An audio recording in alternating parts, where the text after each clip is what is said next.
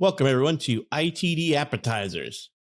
On this episode, Nintendo's number is up.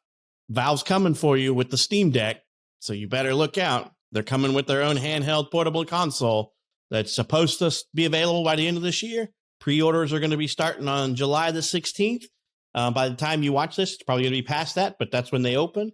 And you got to pay to get in line, which has some people up in arms, but to some people it makes sense. And we'll kind of get into all that. So, like I said, Steam's coming out with their own handheld. It's basically a handheld PC at this point, is how they're touting it. Nick, why don't you start us up here? What are your thoughts on and first impressions on seeing this news of Steam's of the Steam Deck? I think it's pretty cool. It's a pretty cool idea. My only problem with it is Steam has tried this stuff in the past, not necessarily with a handheld, but they've had the Steam boxes, right, which were the Steam PCs, and then they had the Steam Link, which I have one of those, and I think you do too. And they faltered, right? And so, yeah, there you go. So I'm hoping that the Steam handheld, the Steam Deck in this case, hopefully it's a success for Valve.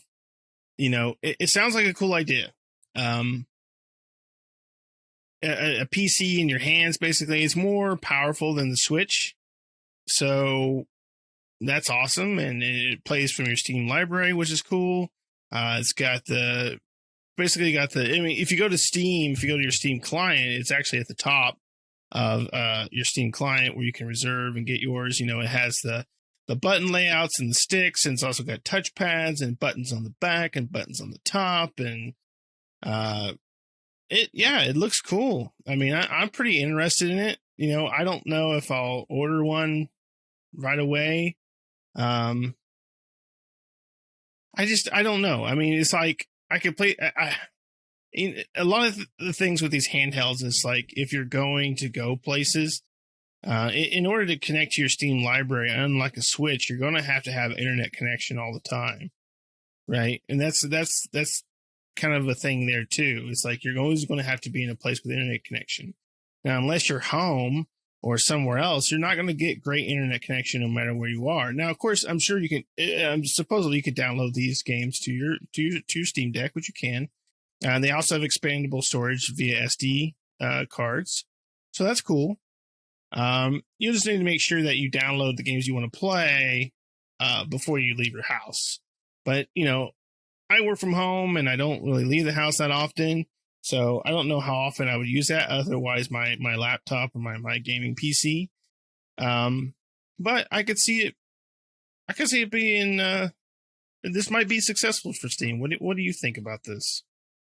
Yeah, I would agree with you. And yeah, the whole coming for you Switch. I mean, this is way more powerful than the Switch is going to be. And the price points point to that. I mean, it is a handheld PC, basically, that's running the custom version of Steam OS. So, and I think they're putting out 3 versions. It's going to have a 7-inch display on it, you know, so as large as the Switch. It's even going to have a dock. The dock is sold separately, you know, more of Valve's things. But I agree with you. Valve has done like the Steam Link, and they've even put out PC consoles, you know, if you will. It's what they call them, consoles, but they're PCs. And they've never done too well with them.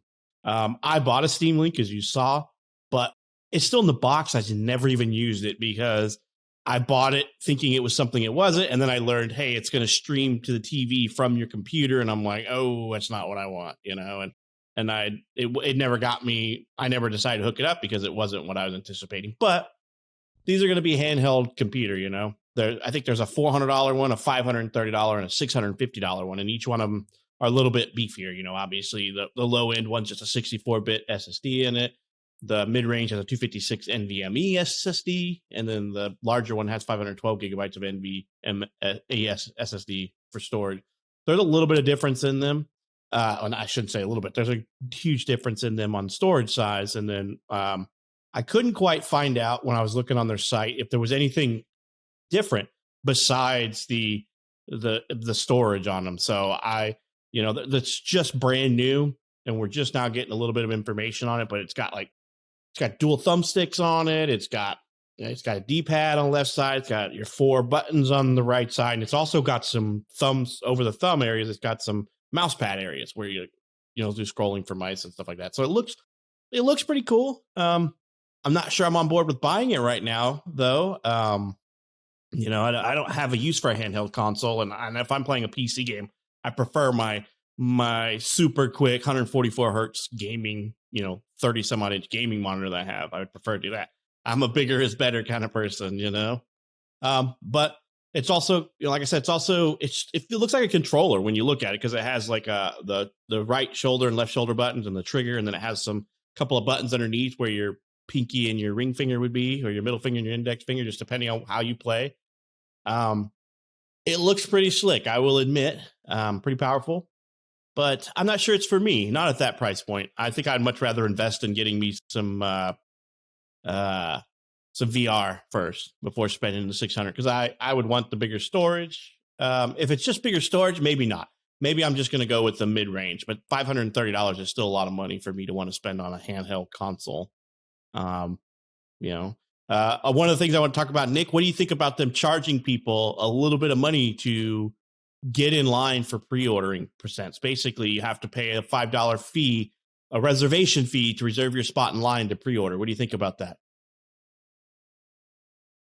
Yeah, I mean, that's fine. I mean, a lot of, back in the day, whenever you'd go to GameStop or Best Buy and various things like that, back in the old console days, you would have to put it down to like $5-10 to reserve a copy of a console coming out, Toys R Us, when they used to do that back in the day. So that doesn't bother me too much.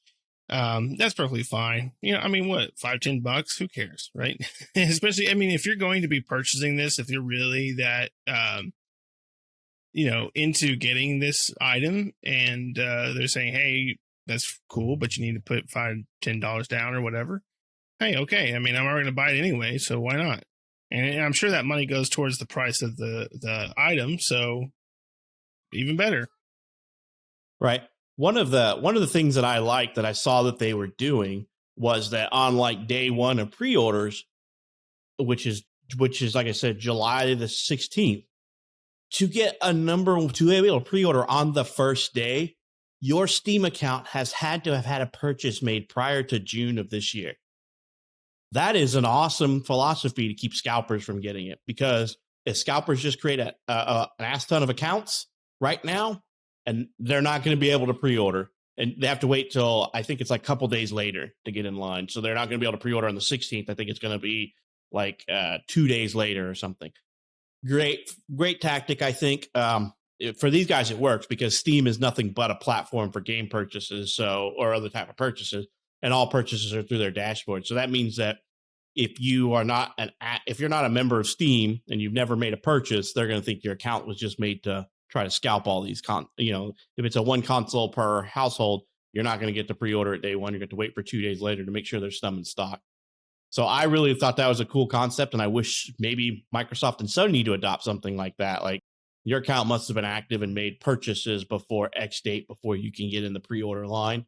It would suck for brand new people wanting to get into the market, but I don't think there's that many people that are just jumping into the console that it would affect that much. There's a lot of us have had Steam or Microsoft Steam, Sony accounts forever and a day. Yeah, I agree. That makes a lot of sense. That makes a lot of sense, and it in this day and age, you have to do something to go around scalpers. And if it's something like that, some people might be mad about it, but it's true. I mean, if they're mad about it, they should really should be mad about the scalpers that came out for all these. I mean, because think about it, if they didn't have any of these things in place, scalpers would be in line for this too. And then they'd be turning around selling these for $1,000, $2,000 a piece. So they have to put something in line to kind of counteract that. And if this is what they need to do, then that's what they're going to do. It became a problem for Microsoft and Sony and Nintendo. It'll probably be a problem for Nintendo with the OLEDs as well. So, if that helps with it, then that might be something that those other companies can do in the future. So, yeah, I agree. I think that's a really good option for them to do. And if you're invested in buying this, you're more likely you bought a Steam game the last, month or so. And more likely you have had a Steam account for years. And more than likely that money you're going to put down on it is going to go towards your Steam deck, which you've already considered, have already decided to purchase. So who cares, right? You're already going to do this anyway. So you've checked all the boxes at this point. Going back for a minute, I believe from what I read, all of the Steam versions, the Steam Deck versions are the same except for the storage size.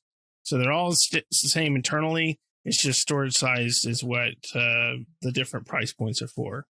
And to give a little context for this, so the Steam Decks are an AMD Zen 2.4 to 3.5 gigahertz CPUs. They have 8 RDNA 2 CU, which for the graphics card. 16 gigabyte DDR5 RAM. Of course, the 64-bit, 256-bit, and 512 gigabyte, versions, expandable with micro SD cards. And then the 7-inch diagonal 1280 by 800 60 hertz LCD touchscreen. So these are touchscreens, which is pretty cool. I'm surprised it's 1200 or 1280 by 800. I would have suspected it would be at least higher resolution than that. But I mean, what are you going to get at, like 720p on those? I mean, it's a little higher. It's HD quality at that. So yeah, it's referred to. Yeah, I mean, you're just over 720p, so there's probably some bordering just a little and stuff over happening. 720. Yeah, but you think they'd be 1080 screens, but I mean, or you think they'd be 1080 screens, but I mean, 720, they might still look good. I'm sure they will. So, but yeah, I mean, then they're touchscreens. I didn't know that before that they are touchscreens. That's kind of cool. Yeah, I mean, it's. I don't know. Like that seems a little pricey. A price jump to go from 64 gigabit to 256. The price jump there. I was hoping there'd be a little bit more specs uppage. I mean, I did read. I thought that the storage in the 64 gigabyte wasn't the NVMe storage, so that may be part of it. That why might the be the price case. jump. And so if it's not the NVMe, it's slower access, read and write rate. So what I did like is you can buy a dock that's optional, that's not included. They haven't given any details on that.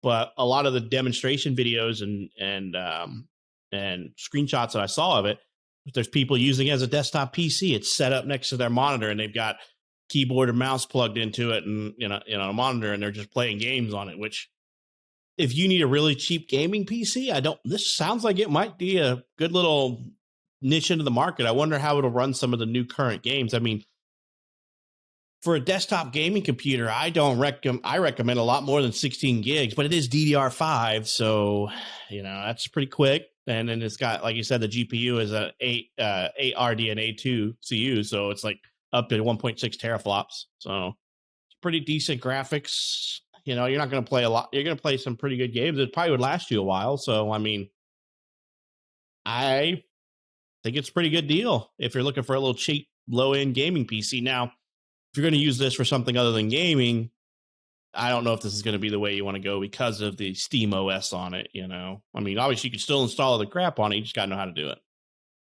Right. And if you want the latest and greatest in your gaming, your video games, and want to play the latest and greatest games, you may want to look into other alternatives, such as just building your own or buying a custom desktop or laptop gaming computer, because you're going to probably get more out of those than this thing. But this is a good, I don't know if it's entry level, but, kind of mid-level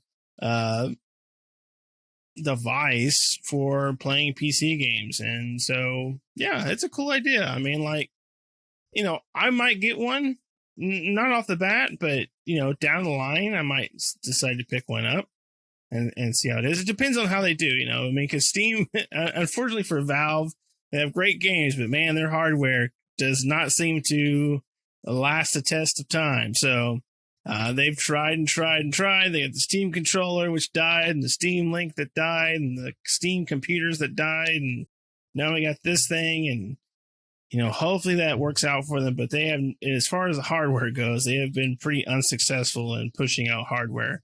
So we'll see how it goes.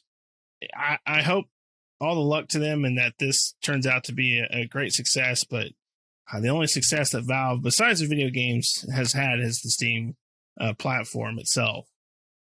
Well, and they still sell the Steam controller now. You can still buy it, and people still do buy it. I mean, they have taken their. They are also selling a VR set. Their VR set that they partnered with was it HTC that's true. Before? There was the Index. Yeah, the Valve Index, which they used to partner the Valve with. Index is really good. Yeah, right. They used to partner with HTC, wasn't it? I can't remember who they partnered with before. Mm-hmm. And they made a really good setup together. And now when I saw the Index looks really good.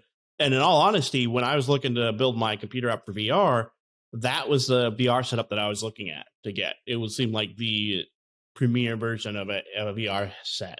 Now, I have not bought it because I still can't get a video card at a reasonable price.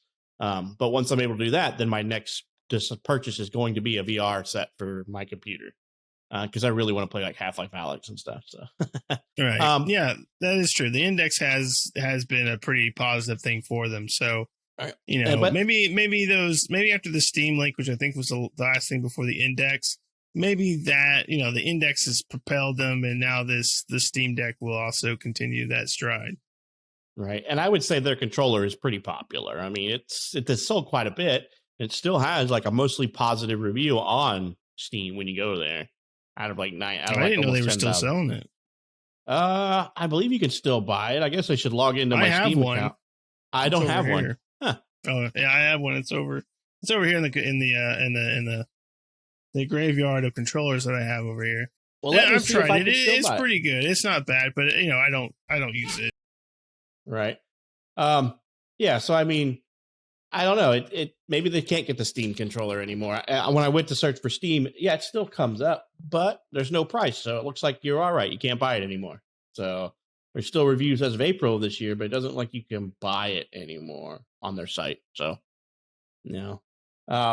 something I missed out on there. But if I wanted to, I'll just plug in my Xbox controller and go from there. Yeah, or you can borrow my Steam controller, then you'll probably give it back if you don't like it that much. But yeah, I honestly don't see this being a competitor to Nintendo Switch just because the Nintendo Switch plays Switch games and Nintendo games, and this is going to play PC games. But it is another tread into the water of console gaming for Valve, and it looks pretty cool. It reminds me, it's all black and with a little bit of white showing through under the thumbsticks. It reminds me very much of looking at the old Sega Game Gear. It looks reminds me of that style. It does look like a Game Gear. Yeah. And I was like, I really like want a new age Game Gear. Yeah. Like if Sega came out with a newer version of the Game Gear, this is what it would look like. Yeah. So that's what so I mean, I will not be buying one right off the bat, but maybe in a year if I'm looking to get something for this, or maybe my kid wants a gaming computer, I might look into something like this because I can spend $530 on this rather than where I spend $1,300 or $1,500 on a gaming computer for myself when I build one. I don't necessarily think I'd want to build my kid that high end of a PC, but I would buy $530 and say, here's you a handheld gaming thing that you can plug into your TV and play with a controller as well. Nope, I agree. Awesome. Well, Nick, you got any parting words for this one before we let them have at it? I don't think so. Looks cool. Like I said, not right away, but maybe in a year or so, I might pick one up. So yeah, interested. Yep. So if you're interested in it, go out there and purchase it. I'll be checking it out this weekend to see if it sells out or if it doesn't. If it doesn't sell out, it's not necessarily a bad thing, but we'll see how many they do sell. So we hope you guys enjoyed this episode of ITD Appetizers and hope to catch you in the next one.